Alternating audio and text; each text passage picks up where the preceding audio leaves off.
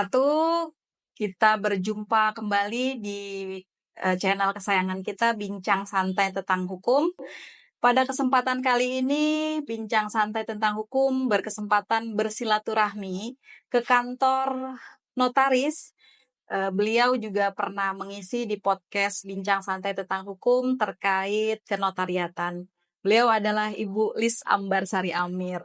Ibu, Assalamualaikum. Waalaikumsalam Apa kabar, Ibu? warahmatullahi wabarakatuh. Alhamdulillah sehat.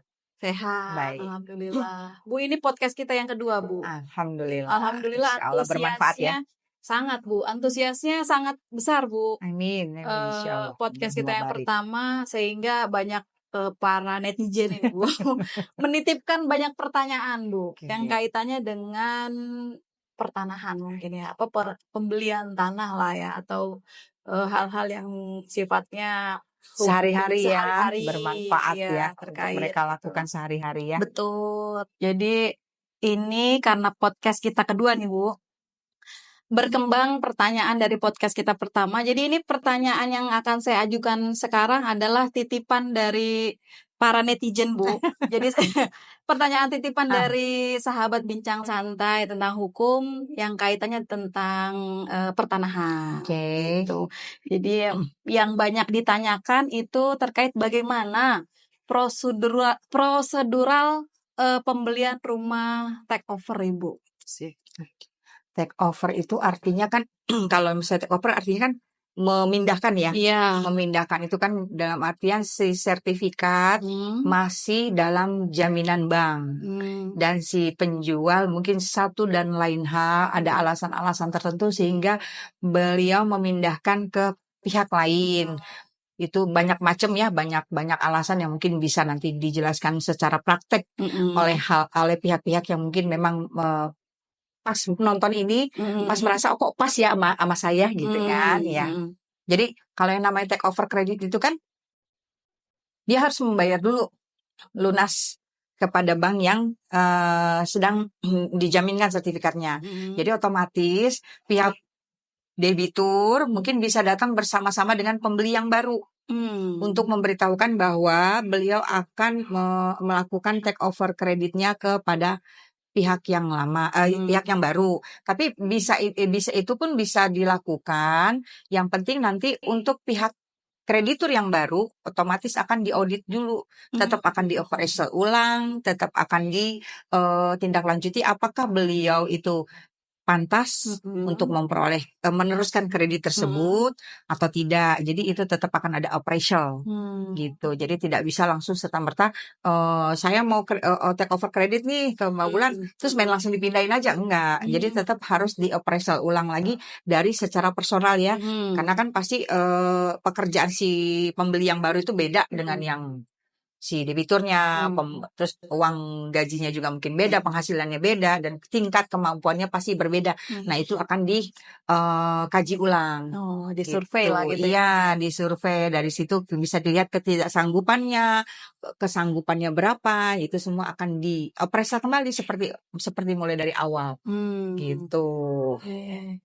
Jadi sebenarnya apa sih yang harus dilakukan pembeli, Bu, dan penjual gitu terkait over kredit? Misalnya apa hanya boleh pindah bank atau tetap di bank yang sama untuk over kredit? Itu tergantung kebijakan banknya. Kalau memang mau tetap di bank yang sama, ya tetap seperti tadi lagi. Bank itu tetap akan melakukan appraisal ulang, mengkaji ulang apakah calon kreditur yang baru ini, calon nasabah yang baru ini layak untuk melanjutkan cicilan rumah tersebut. Dengan tanda kutip biasanya sih tetap harus dilunasi dulu ya. Jadi dilunasi dulu sisa-sisa kredit yang ada, baru melanjutkan kredit di bank tersebut. Atau kalau mau dipindahkan ke bank lain, tetap pihak bank yang sebelumnya akan minta, mungkin mereka akan saling berkomunikasi untuk menyatakan benar nggak sertifikat itu sedang dijaminkan di bank A. Terus sisa plafon kreditnya berapa yang harus dibayar oleh bank yang baru yang akan men-take over kredit tersebut. Karena kan itu kan boleh di-take over asal dilunasi.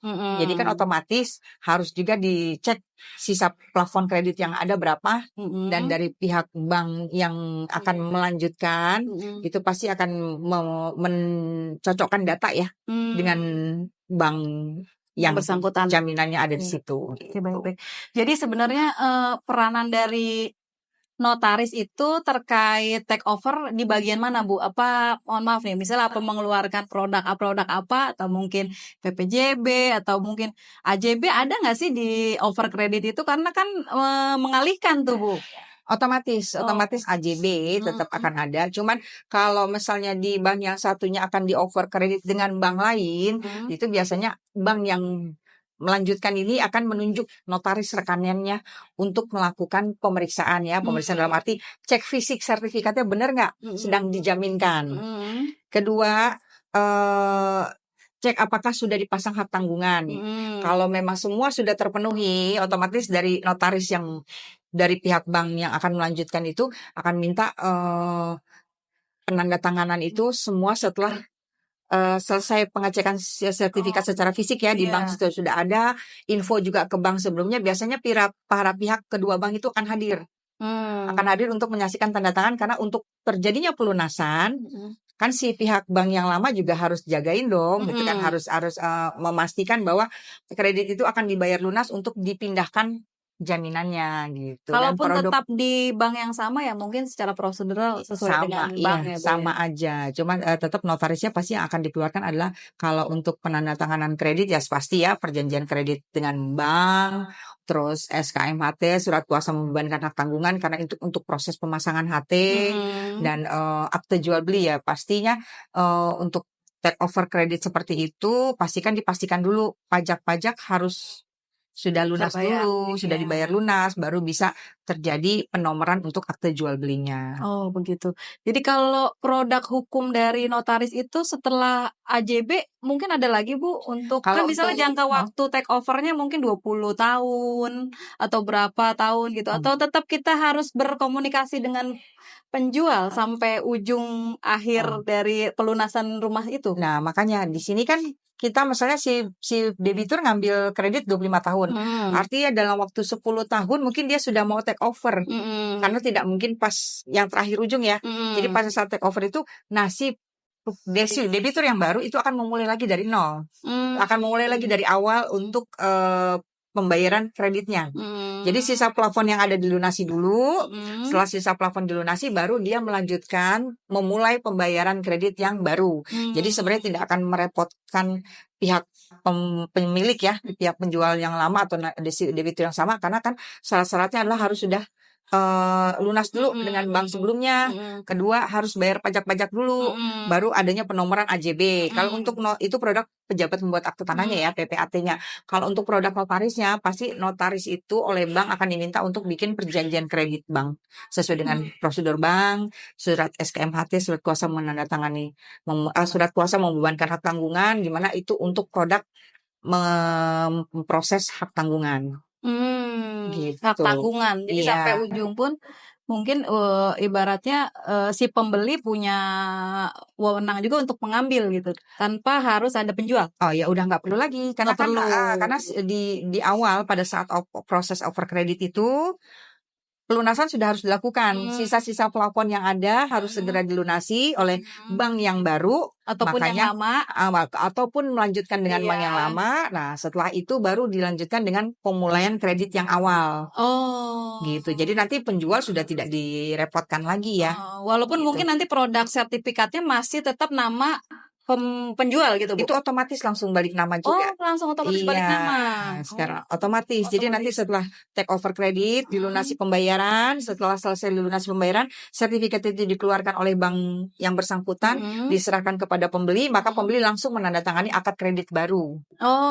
Jadi otomatis hak-haknya berpindah juga ya. Jadi sudah tidak direpotkan. Proseduralnya harus jelas, Bu. Karena kan beda ya kalau take over kreditnya itu adalah take over kredit dengan pemilik yang sama.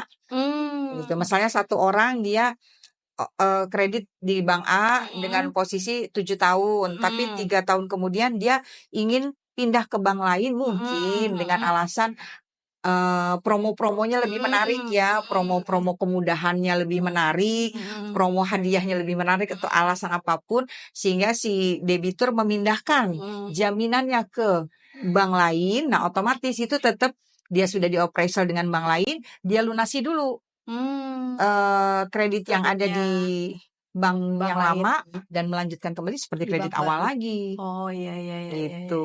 baik Bu. Jadi cukup jelas, mudah-mudahan ini Insya Allah. sahabat bincang santai tentang hukum paham Bu. Amin, Karena insya kan Allah. di luaran sana juga banyak yang belum paham terkait hal itu Bu. Nah jadi sekarang gini Bu, ada lagi pertanyaan nih Bu. Bagaimana kalau orang mau beli rumah, tapi rumah tersebut penjualnya hanya memiliki girik Bu, untuk bukti kepemilikan. Jadi prosesnya itu untuk menjadi SHM tingkatannya bagaimana? Atau kita datang aja ke notaris, bawa giriknya, terus mengurus AJB secara prosedural atau gimana Bu? Ada nggak? Kalau untuk girik itu kan belum bisa dilakukan AJB karena belum terjadi buku secara fisik ya. Surat girik itu kan masih di bawah tangan ya. Kalau mungkin zaman dulu kan memang itu yang ada. Termasuk semakin maju zaman kan kekuatan hukum di Indonesia juga semakin mengamankan pihak pemilik ya. Maka sebelum itu giriknya itu ditingkatkan dulu entah menjadi hak milik atau HGB. Ya, setelah ditingkatkan itu mungkin makan waktu 1 tahun. Paling cepat 1 tahun, paling lama ya mungkin tergantung dari kelengkapan apakah si pemilik giriknya masih hidup, apakah pemilik giriknya masih mudah ditemui untuk dimintai tanda tangan. Karena kalau prosedur itu akan mengikuti apa yang data yang ada. Jadi kalau misalnya si pemilik giriknya sudah meninggal, otomatis kan ditingkatkan haknya pun harus ke balik nama waris dulu ke ahli waris yang pemilik si girik, misalnya anaknya, cucunya atau segala macamnya gitu. Tapi kalau memang masih hidup, otomatis kan langsung ditingkatkan menjadi hak milik ke atas nama pemilik girik dulu. Setelah dibalik nama ke pemilik girik menjadi sertifikat hak milik, baru terjadi akad jual beli kepada pemilik yang baru. Jadi bertahap ya Bu ya. Jadi Bertahap ditingkatkan dulu dengan nama pemilik yang sama, penjual baru, gitu ya, ya. baru dialihkan ke pembeli, Iya. termasuk AJB dan Ya, lain-lainnya. betul. Gitu ya baik Bu, bisa dipahami. Mudah-mudahan paham. Amin. Mas Ira. Nah sekarang ini Bu, kaitannya dengan sertifikat produk baru nih Bu, yaitu berupa hanya lebaran, Elektronik ya. Elektronik. selebar kertas dan berupa barcode tuh Bu. Jadi seandainya sertifikat itu akan diagunkan atau disekolahin biar pinter gitu Bu. Itu pasti kan ada roya ya Bu ya. Produk roya untuk diagunkan ke bank itu nanti ditulisnya di mana Bu? Berarti kalau sertifikat biasa itu kan kalau sertifikat banyak diagunkan kan tempelan royanya tuh banyak tuh Bu. Atau apakah keterangannya ada di barcode-nya atau gimana Bu? Jadi gini, kalau sertifikat sekarang itu kan selembar ya, ada barcode. Nanti kan itu kita akan cek barcode-nya baru kelihatan tuh. Apakah sertifikat itu sedang dijaminkan, apakah dia clear and clean, belum pernah dijaminkan. Kalaupun mau disekolahkan, sekarang itu dengan ada sertifikat elektronik, proses pengecekan sertifikat semakin cepat. Kalau dulu bisa katanya 1 hari gitu kan, 1-2 hari baru bisa pengecekan keluar. Kalau sekarang mungkin hitungannya sejam 2 jam, sertifikat begitu dicek sudah langsung kelihatan hasilnya gitu. Nah, pada saat sertifikat itu dijaminkan ke bank, ya mungkin otomatis lebih cepat untuk proses pemasangan hak tanggungannya dalam bentuk elektronik juga. Jadi ditempel nanti di barcode yang sama atau ada barcode banyak tuh? Ada barcode, mungkin di barcode-nya nanti langsung keluar datanya aja. Karena barcode itu kan tujuannya untuk membuka data kepemilikan si sertifikat tersebut. Gitu.